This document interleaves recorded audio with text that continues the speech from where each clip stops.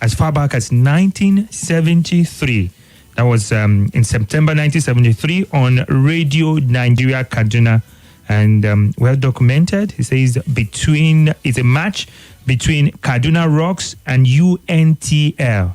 We weren't born then. Now, also he covered the All African Games, which was held in Nigeria, Lagos to be precise, in that year, 1973.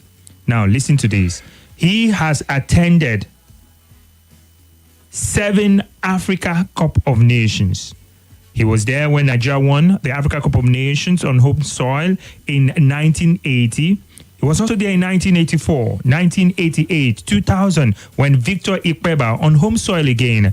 Well, his goal failed to go into the net or went in. The referee said something different or saw something different. In 2022, he also was at the Africa Cup of Nations, 2026 and 2013. How about the FIFA World Cup, the ultimate of it all? 6 times he's been at the World Cup. Yes, 1982, 1990, 1994, 2002, 2006, and 20.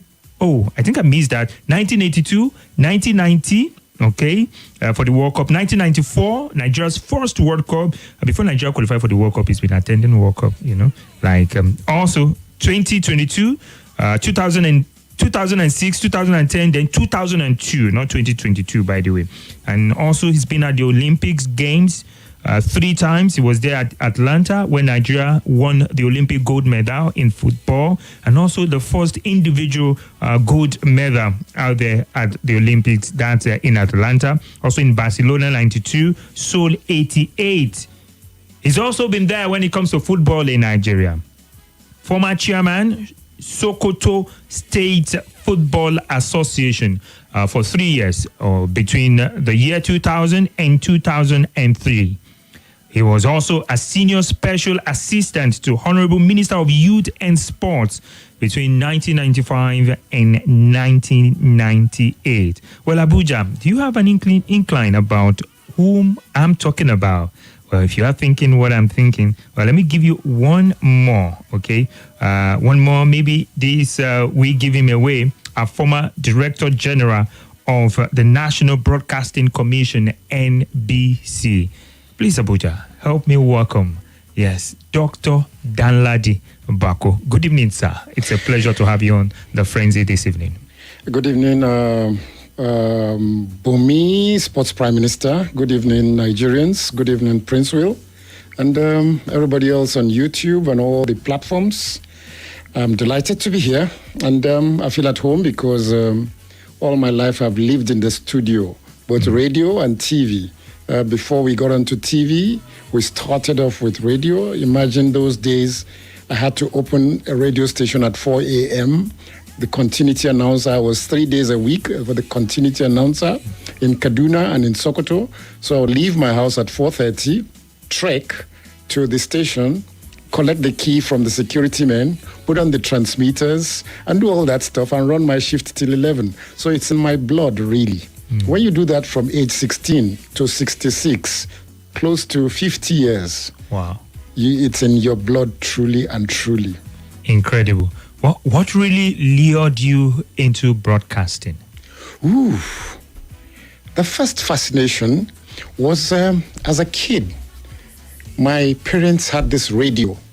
They didn't allow us to touch it because they had to put it up close to the ceiling. They built a small plank. They put the radio on top of it. Those days, the radio types were Grundig, Pi, and all Telefunken. And you had those radios. My father will tune BBC in the morning, Hausa service, 6:30, VOA at 6 a.m. By 7 o'clock, he'll come back to Kaduna. By 7:30, sometimes he'll go to WMBS. There were a few great anchors. There was Tunji Marquis in WMBS in Ibadan. We would be in Sokoto and be listening to Tunji Marquis, Tops and Pops, at 6:30 a.m. And by 7:30, we've gone back to BBC. And BBC World Service, you would hear stories about Martin Luther King, Tafawa Balewa, John F. Kennedy. And you learned to speak the way that you had an international accent, an international sound, because that way you can reach a wider audience when you have cultured your voice. We learned the art of culturing our voices from those early stages. And of course, I went to England regularly as from age 4, and watching TV and listening to radio. I had Capital Radio 194 London. By age 8, I knew where it was in Houston, and I would go to the BBC, and I enjoyed it. And I loved the oratory that comes with the ability to speak. And by the way, when I rate, as former DJ of NBC, I do rate stations regularly, both TV and radio. And for radio, some of the best speakers are on Nigeria Info. Oh, really? Yeah. Even when I listen to others, there are some that don't bother about their diction, inflection, stress and intonation, than the clarity of voice. And some of them go overboard when they try to sound too foreign. Some of them don't even have the capacity to move beyond their local dialect. You just say, reserve yourself for Wazobia. Don't bother to come into English language. But if you're going to speak English, then speak it well. If you're going to speak your native language, speak it well. So all that allows me to be able to assess critically the performance of radio, TV. On TV, some of the best anchors are in channels. Composure, diction, pace, capacity. Some of us cherish some of these things.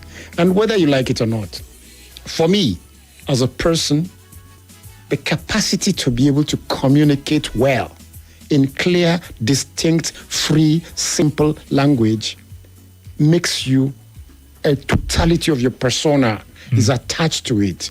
The way you speak, almost the same way you are dressed, the way you dress. When you speak well, you can look at the way President Obama won his election in the US when he was campaigning.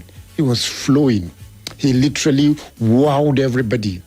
I can give you a whole long list of people whose capacity, from John F. Kennedy, Bill Clinton, Barack Obama, Martin Luther King, Alhaji Maitama Sule, Tafawa Balewa, all these were great speakers. I always encourage people, doesn't matter your profession, learn to speak well. It adds to the quality that you carry. Okay. Well, Abuja, I must tell you, being in the presence of the former NBC DG makes you a little bit nervous, because you know that everything you're saying, everything you're doing is being watched. But don't mind me. Always been watched, and I always know that. It's a pleasure to have you in the studio. But you seem to have soft spot for sports. Yeah. I mean, from the list of the huge tournaments you've attended, Africa Cup of Nations, the Olympics, the FIFA World Cup. I mean, what brought about that, the love for sports, and how far? Why did you take it that far? If I was not a journalist, as in concentrate on producing news and delivering news and creating a program like the program that I created in Lagos, Morning Ride, the first breakfast show in Nigeria, indeed in Africa, sports would have been the second option for me. Concentrate purely the way. And remember, as Director General, I was the one that requested President Obasanjo to approve the first sports radio station, Brila FM. Fortunately, because at that time, everybody just takes the news bulletin, and somewhere at the end, they remember sports, and they just tag 1 minute of it and give you highlights, and all other stories about 15 minutes bulletin, 1 minute in sports, 30 minutes bulletin, 2 minutes in sport. And I didn't like that, because the world of sports had become business. It had given you international diplomacy. Brazil made a name from sport. Jamaica makes a name out of athletics. All of the big names. United States made a name out of boxing. Those days when you had Alexis Aguero, you had Sugar Ray Robinson, you had Thomas Hanks, Muhammad Ali, Mike Tyson. Sports is a tool for diplomacy, Sports is a tool for business. Sports can employ more youths than anything else. The number of football clubs you have all over the world. And most importantly, Prince Will and Bumi, the biggest events that are watched on TV with a huge, maybe Super Bowl, maybe, but football, World Cup, especially World Cup finals, there's no event. The Olympics, the final day, no event. Whether it's a rally, whether it's British elections, American elections, whatever. The day the World Cup finals is taking place, the world stops. So why are you not proud to be part of sports? Big question. And the question, when you said the world stops when the World Cup final is on, I just wondered in my head, like, when would Nigeria play at a senior World Cup final? And that brings me to the point. I mean, currently, I can't really say where our football is because we were at the AFCON, did so well, got to the final, and Nigerians were expecting that we will build on that. But what we've seen since then, it's like the game is retrogressing. 2 games in the World Cup qualifier, and we failed to pick a win. We lost 1, we drew 1. The coach that was employed resigned. Currently, the senior national team is without a coach. And just down the line, September, we have an African Cup of Nations qualifiers to play. I mean, about 2, 3, 4 matches or 6 matches between then and December. And God forbid, there was a time we failed to qualify for the Nations Cup back-to-back. And the last World Cup, we failed to qualify. You are a veteran. You were then when Nigeria was at the peak of it. We were 5th in the FIFA rankings in 1995. Having done well in 1994. Some even said we could have gone on to, win the World Cup if we had defeated Italy. Maybe not.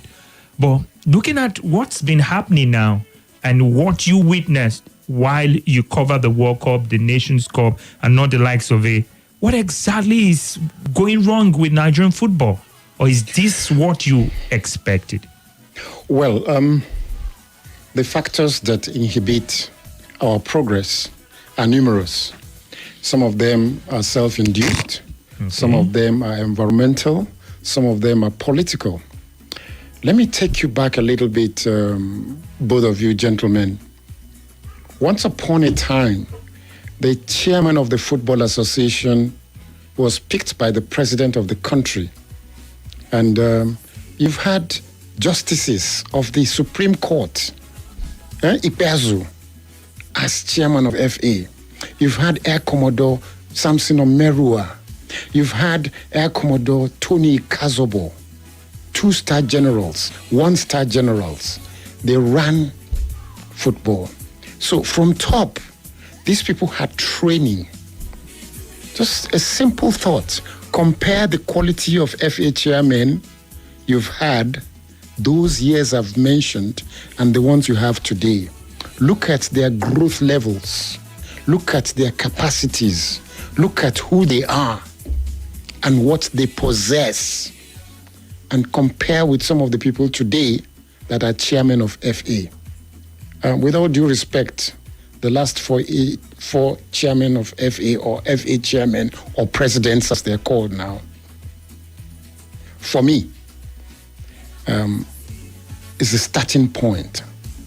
They do not really hit the levels that we had when Justice Ipeazu was sitting down to interview Clemens Westerhoff or Dionce.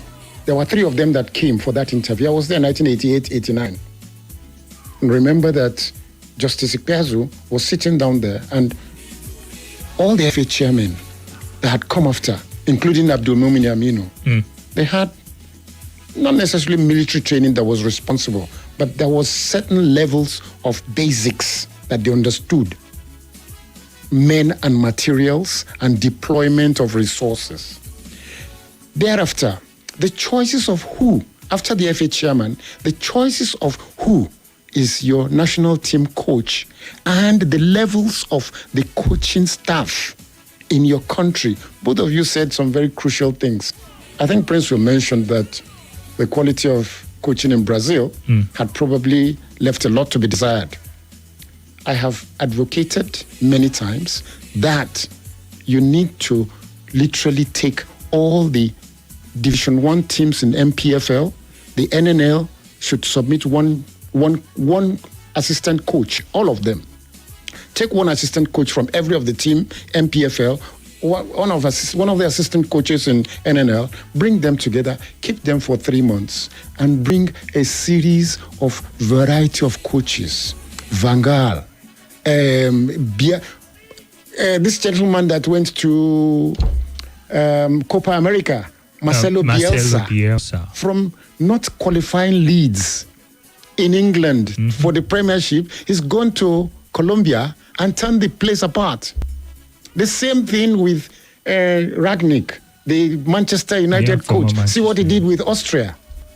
Quality of coaching. Remember those days we used to have Octavio Bianchi. We had, people who were, some of them in some cases, professors of mathematics.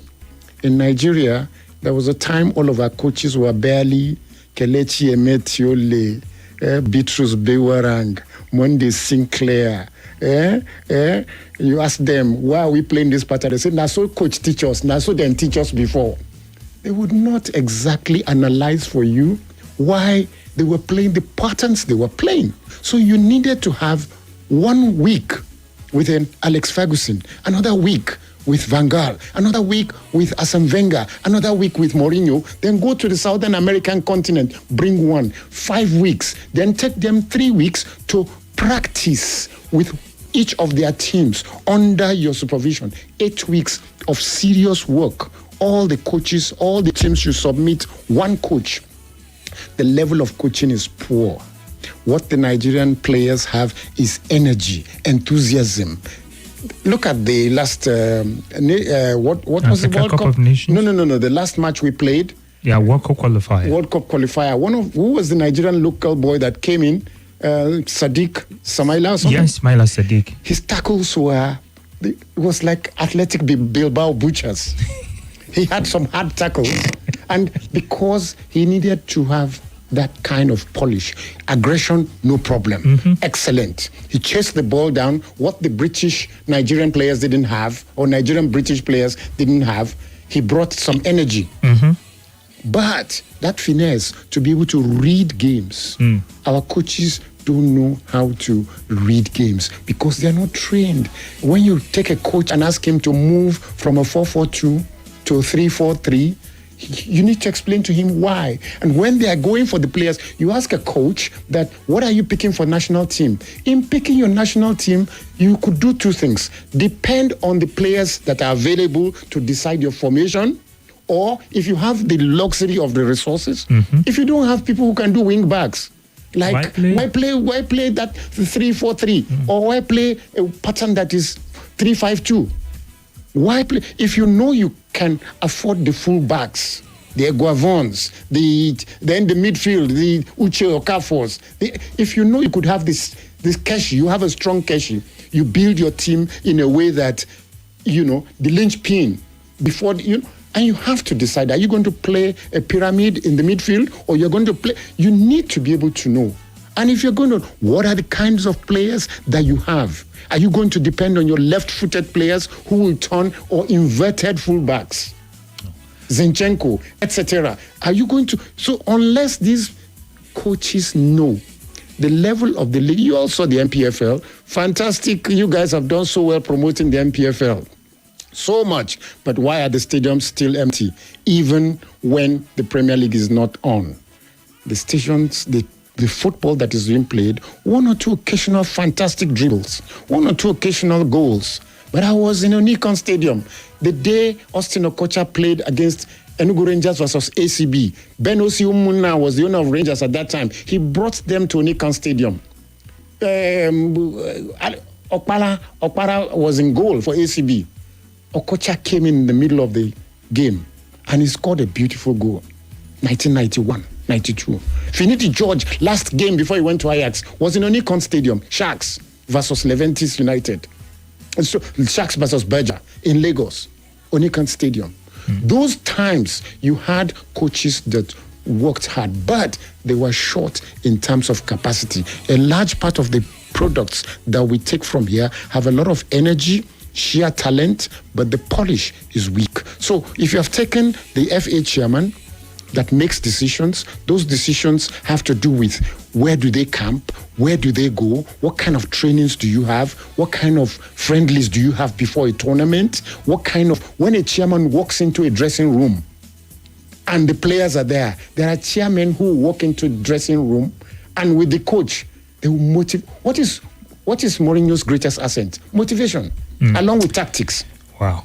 So those two must be taken care of first. Then we now come to our academies. What kind of academies do we have? Okay. We will get to all this, but for time constraint, we will need to, touch on it a little, and then allow the listeners to come in and ask one or two questions. I know for a whole lot of people it could be a privilege, once in a lifetime opportunity to speak with Danladi Bako right here in the studio. Nigeria might not qualify for the World Cup.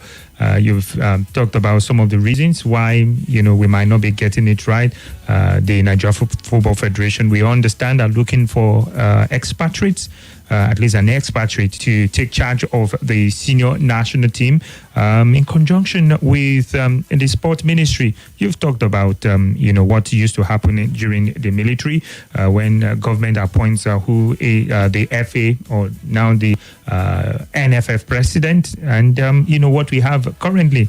Then it was appointment, but now we have professionals who are in the area getting elected into positions, and things seems to be getting worse. But the government still has the opportunity to appoint a sports minister. Have we really had the best? And with a lot of questions begging for answers. A couple of messages here already. I would like to just read a couple of them before we go into the next message, into the next question. Then Prince Will and every other person can ask their questions. This one says, "Good evening, Bumi. Please greet Dr. Danladi Bako for me. I know him very, very way back days in Kaduna. I live in Benwell Road. Dr. Danladi, you always come to our street to eat masa wena. I am happy to hear you this evening. I'm happy, and I thank God you are still alive. I remember your best friend, Enes Okonkwo. Then you people are the only two persons that we had then, sir. A big congratulations from Aliu Manju. Thank you very much, Aliu Manju, for your message. This one says, okay, I'm trying to see. Okay, it says, Coach Bumi, if you had to choose between Prime, okay, not for now, guys, not for now. Okay, and it says, okay, Coach, if you have to choose between Prime Luis Nani and Prime Solomon Kalou, which winger would you sign for your team? And it goes on to say, finally, Nigeria's head-to-head versus 2025 AFCON qualifying opponents, Benin, Libya, Rwanda. The qualifiers will kick off on the 2nd of September. With the absence of a coach and current performance, the Super Eagles are in a tough spot. Wale Fatunla. Well, Wale, we'll be talking about the Africa Cup of Nations, but we need to go, pay some bills. We'll be back. When we also come back, you also have the chance to speak with our guest, the former DG of NBC, Dr. Danladi Bako. Don't go anywhere. It's still Football Frenzy on your News Talk and Sports station.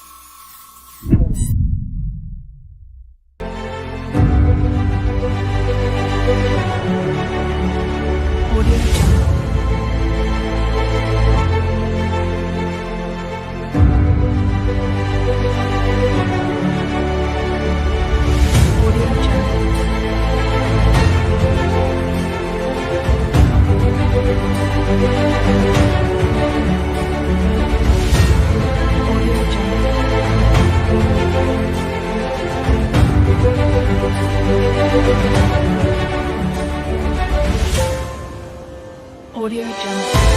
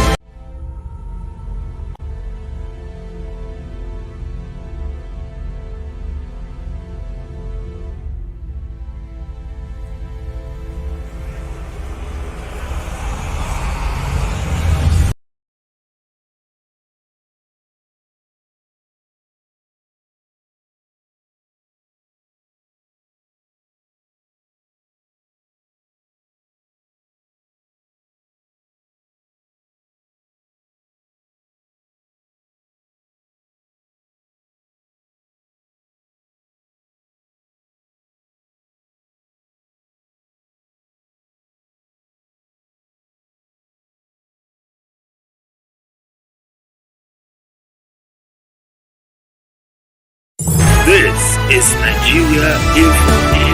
Nigeria Info.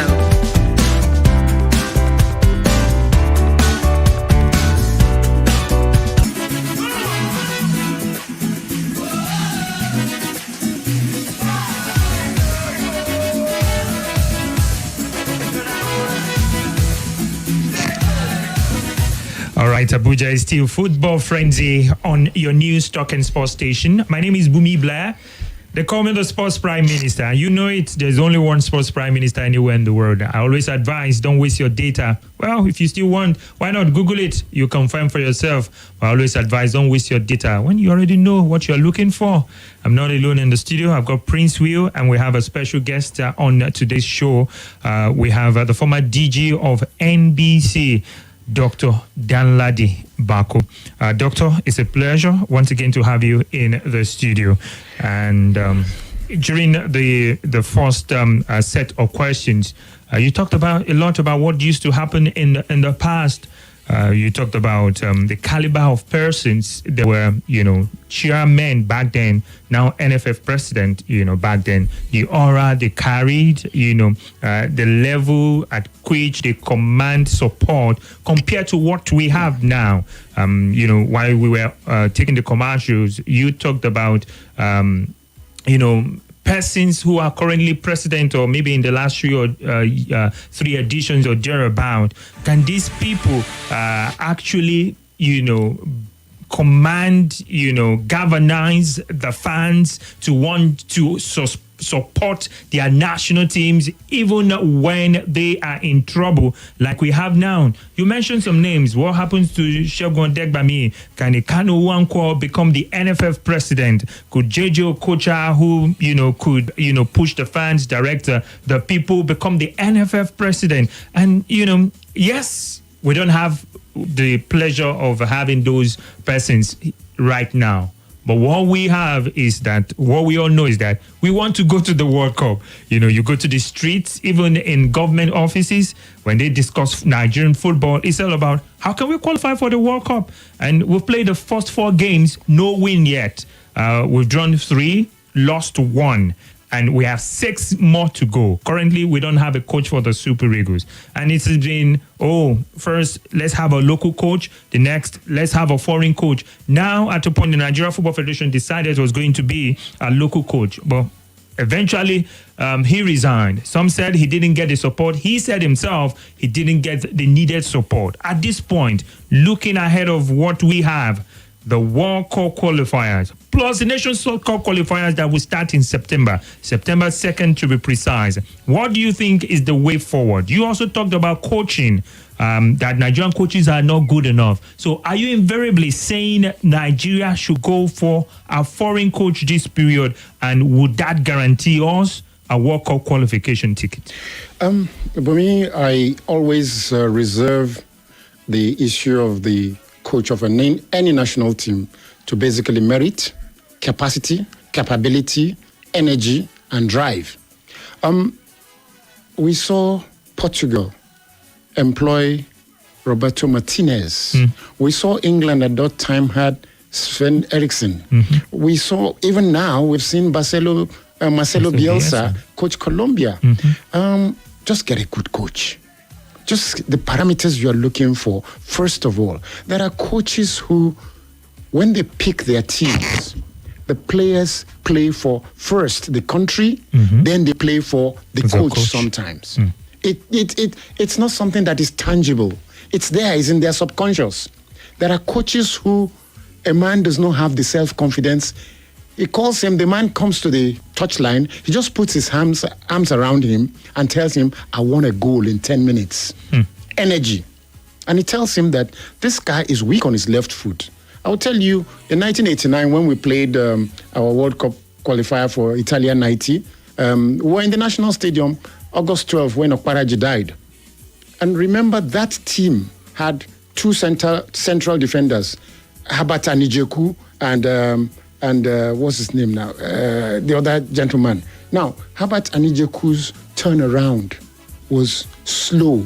He has a slow turnaround. I mean, one of the assets of Saliba and Virgil. They're quick to turn. Their turnaround is within seconds. Anijeku, play a ball above him. Takes time to turn. His time to turn is slow. So you have a Salah at him, you beat him. So you have those kinds of situations where get a good coach. At the end of the day, when you win the cup, will you remember who the coach was? You remember who scored?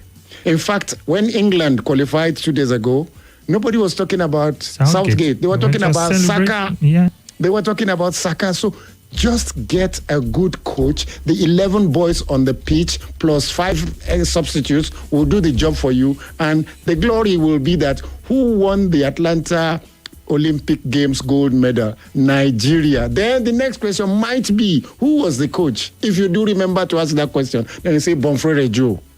But who won the Atlanta Olympic Games? Nigeria. Who won the Nations Cup in South Africa?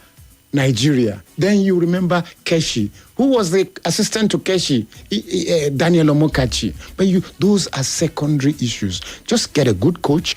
Government must learn to put its mouth where, put its money where the mouth is. When I said the military had a way of picking right materials, they funded them because that general went straight to the president. An NFA chairman those days will walk straight to General Babangida, straight to General Abacha, straight to who? Because they were all military, maybe one rank, general, brigadier general versus major general. So he walks in there, he gets money. When we were going to Atlanta Olympics, I was senior special assistant to Chief Jim Nwobodo. I was the one in charge I was the most senior of all the seniors. And money was applied for the 30 days of the tournament, 2 weeks before, 2 weeks after. And what happened? The money was delivered 2 days after the approval in traveler's checks. Wow. In the hotel room in Atlanta 96, in Marriott Marquis, 35th floor. All the chairmen of associations of all the Olympic sports came to room and federations collected their $66,000 traveler's checks in my presence. The athletes said they were not going to run. They were being owed some training fees. The guys who were doing 200 meters, I won't mention their names here just to keep their whatever. But there was a gang up and they had to part with an extra $20,000 for those athletes because they were not going to run. They had qualified. They were not going to run that morning. So that kind of blackmail happens. Who has the capacity? As we speak now, what happened between Finidi and Victor Osimhen? If you had an FA chairman if you had a system, a structure, right from the days they go to see these players in their various countries, you would imbue in them that etiquette. It was after the imbroglio that Taribo West was saying how he lost so many opportunities because of bad attitude. So we're talking now, get a coach that can be respected, that also can pick. Remember that when Westerhoff was there in 1994, I ran the commentaries for the matches Nigeria played in Tunisia 94. Nigeria, Gabon, Nigeria. I ran all the matches, the commentaries. And the morning we were going to play Nigeria, Egypt, Efane Koku. was picked ahead of Samson Siasia. And there was argument for 1 hour about who will wear jersey number 13. And we wasted precious time. And Bonfrere was sitting down there. Westerhoff discovered that Bonfrere had been getting support. The media was projecting Bonfrere as the one that was the think tank. And he asked Bonfrere not to go to into the bus and not to go into the dressing room. I was there. Bolaji Ojoba was the Secretary General. So such little things, because he picked a quality assistant. What kind of assistants do we have? What kind of assistants did Finidi George have? When a game is getting, you see all of them. Whether it is Ten Hag, or whether it is Maresca, or whether it is Guardiola. Sometimes the quality of the assistant. The quality of assistant. When a match gets crazy, Prince Will, your brain yourself gets blocked. Exactly. So you ask your assistants. They might have a clearer head. Now, all these fine details are things we need to do. So first of all, get a good coach. Secondly, in picking your players, you must have enough players that are home-based, that have enough of the energy. And for an AFCON, you needed to play a lot of local players that understand how to barge into each other. There are so many body checks that you do in football. On the African continent, we tolerate it a little more. You have to be strong. If you're weak, and that's one of the things with Joe Aribo. Joe Aribo, intelligent, everything, but you knock him off the ball and he just falls off there. You understand? But you won't do that with a lot of all the players that are strong. Aguero, you won't do that with some of those players. So you need to be able to decide. First of all, get the quality coaches. For now, I think, if you ask me, we have how many more matches left? 6. Get a good coach, get them back into camp, make that decision as soon as possible, and as much as possible, ensure that in selection of the players that must play, we saw the difference between an Ademola Lookman and a Joe Aribo. We saw the difference between an Ademola Lookman and Zaid Sanusi. We saw the energies must come first. People must play for their country. You saw what Bukayo Saka, his ability and work rate. We need players that have work rate along with their skills. Yeah, dedicated players. Now, government obviously is listening now. And just like you said, the role of the government, put their money where their mouth is.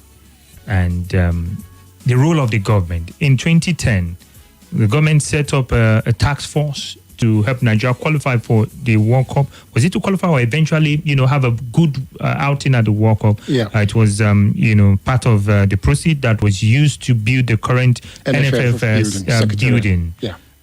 How do you think the government can come in to support based on your experience, knowing well how important it is for Nigeria to qualify for the World Cup? First of all, we have recognized where the problems are.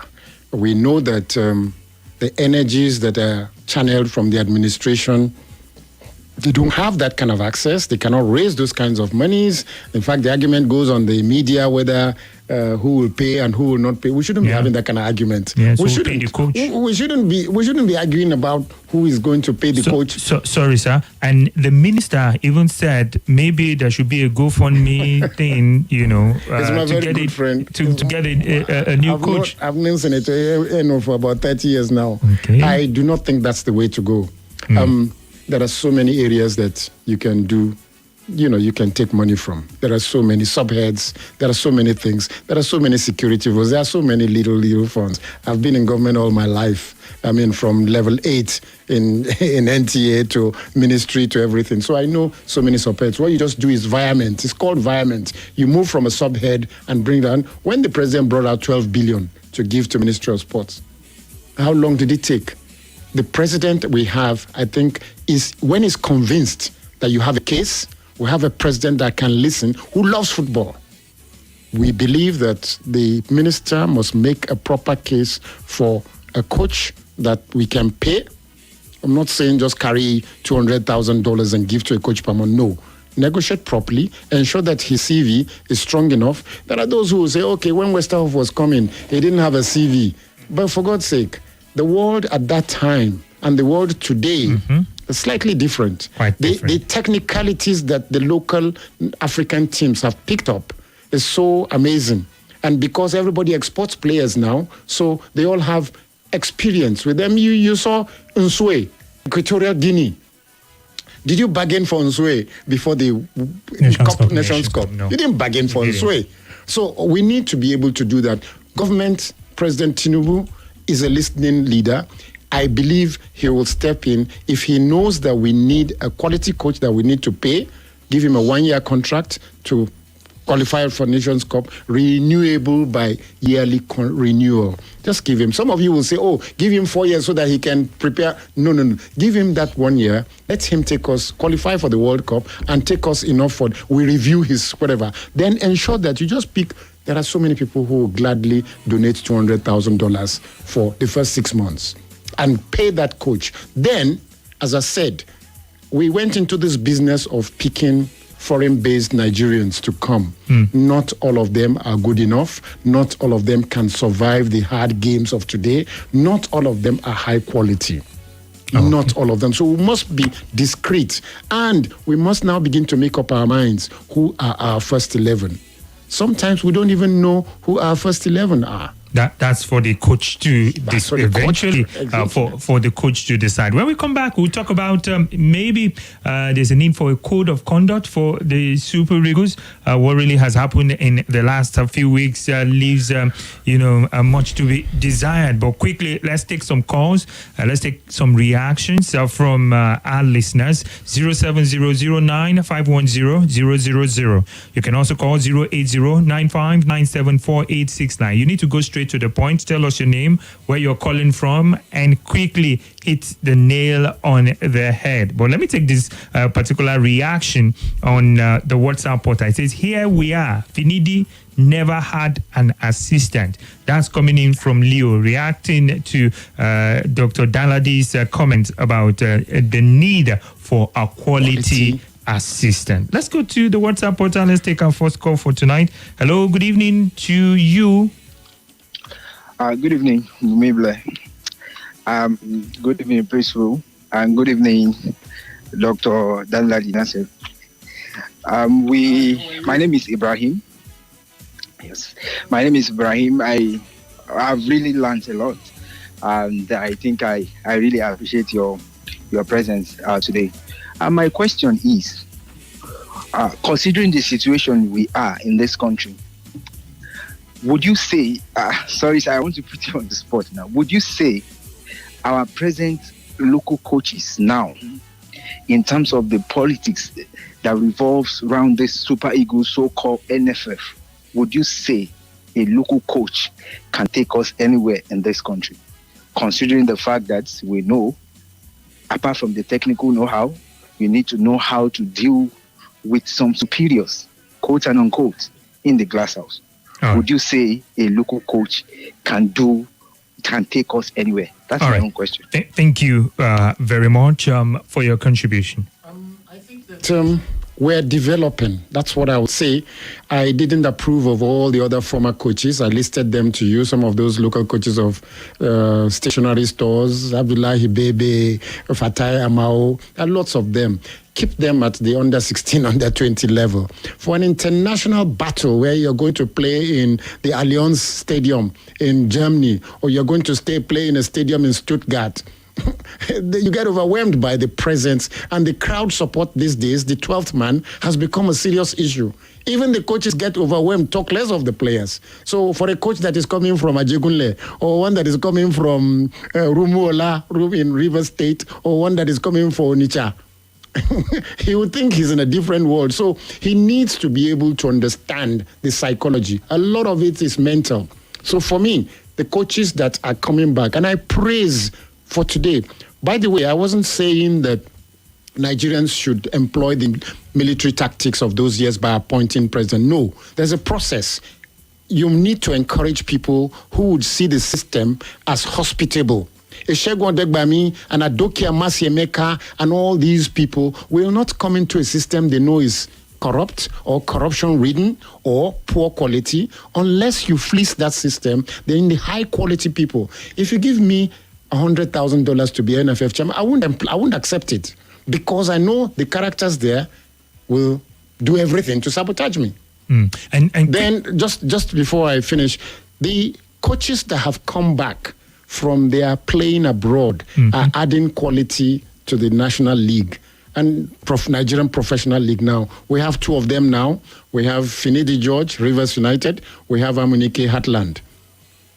I encourage Daniel Omokachi, all of them, to go back and take Nigerian teams and coach them the way they were coached abroad and begin to raise the quality of the players. Finidi won with Enyimba, which is something to boast about. We need to be able to ask. One of the things that we talked about, some of those ones that have talked on air on so many stations, they should come back and use their knowledge of England and Europe to train these boys that are here and allow, as I said earlier, train their own local assistants. What happened in Enyimba, as soon as Finidi left, he's Olowokere, is it? No. What's his name? Coach Yama. No. The coach of Enyimba. Yeah, It was his assistant, Yemi. Olarewaju. Sorry, I said Olarewaju. I said Olowokere. Olarewaju took over, and you could see that he learnt a few things, and he was. So we need to encourage all our foreign players that want to coach the national team. There was a time that way back, for you to coach national team, you should have won the Pro League. Kadiri Kana, remember? Not too long ago. You also spoke about late coach Amodu Shuaibu. Yeah. Because from what you're saying, you don't believe a local coach can presently handle the super rigors. But we had Shuaibu Amodu, who qualified Nigeria for the World Cup. Yeah. Stephen Keshi also did the same. These were local coaches. I will tell you what happened. I as the producer of Master Sports and Morning Ride, creator and producer of both of them, I used to have access to Eurosport, and there was a company that used to give us tapes every week. They used to clapperboard Tony Muniz. He used to supply me all the goals and all the tactics. And Amodu Shaibu will come and sit in my office in Porter Cabin 8A and spend 4 hours watching and analyzing tapes. Bumi, by 1988, even before apartheid was, the apartheid government allowed South Africans. In my house, we were watching Orlando Pirates. We were watching Iwiza Kaiser Chiefs, Mamelodi Sundowns. We were watching the tapes from South Africa with Amodu Shaibu. I went with him when we went to play BCC Lions of Bako versus Grupo Desportivo in Mozambique. I was there in the stadium. We went with him. I went with MQ Abiola in Changa Rangers versus Abiola Babes, James Peters. Wow. So they learned. They made an effort to learn. They would sit with me, watch tapes. We provided them tapes free of charge and analysis. And we allowed them. But as I said, a lot of the local coaches today, maybe I can say there are those that you can pick and refresh them. Ogumbo Dede, the MFM Ilechuku, right? Ilechuku. I just won the league for Rangers. For Rangers, exactly. You work them up to raise their IQ, to raise their understanding and analysis of games. When you said at the earlier stages that for you to win a match, you must first of all lock your back door, your defense. Mm-hmm. What did we do in AFCON? Pizarro knew that it was going to take him a lot to get these guys to play the way he wants them to play. So he just locked the match and made sure that he didn't concede goals until the final when we conceded 2 goals. Before then, he locked up the space. It was not good for us. We didn't like it. We were complaining, Today we know better. Attack and they will counter-attack and teach us lessons. Well, thank you very much, Abuja. Well, we have in the studio former NBC chairman, Dr. Danladi Bako. He's been, a sports personality. Had his first football match commentary as far back as 1973. Attended 6 World Cup, covered 6 World Cups, covered 7 Africa Cup of Nations, Olympics included also, not forgetting other junior, World Cups and all the likes of it. So when he's talking football, he's talking from the point of experience. We have a few minutes before we take another break. So let's take some more of your messages and calls. This one says, Coach Bumi, your guest, Danladi Bako, with his rich and vast experience, is supposed to be at the helm of football, but politicians have rubbished our football. What a shame. Baka from Kubwa. And the next question will be, how can we encourage entrepreneurs to invest in football? Because without this investment, we'll have to keep running back to the government. You know, when you were talking about the Olympics and you said, oh, money was brought, you know, on the eve of the tournament and all the likes of it, you know, this is still the same thing happening maybe 30, 40 years after, you know, and this will not get us anywhere. We still run the same system, you know, it's not run by professionals. You know, it's all still about the government money. We all still rely on the government money. But quickly, we'll come back to that. This one says, good evening. I'm just joining. Please, who is the guest in the studio? Sounding like Dr. Joshua from Kubwa. Joshua, we have Dr. Danladi Bako. Daniel from AYA says, good evening, doctor. What do you think is the reason why Emmanuel Amunike rejected assisting George Finidi? Would you know that? Okay, I'm not sure he knows that. Let me take another reaction. Wale Fatuna says, Coach Bumi, please ask your guest, how did Nigeria get it all wrong? And what's the way out? Can Nigeria still qualify for the World Cup? Did he know Mr. Godwin Enakena? Okay, I know you know a lot of those broadcasters. Godwin Enakena is one of them.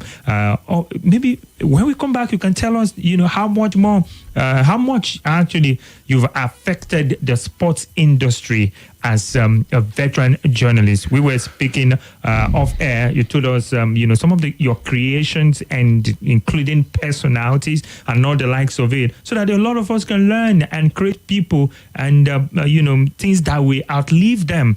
When we come back from this break, Apucha, we will be engaging Dr. Danladi Bako once again. This one says, Bumi, please greet Dr. Danladi for me. I know him very well back in Kaduna.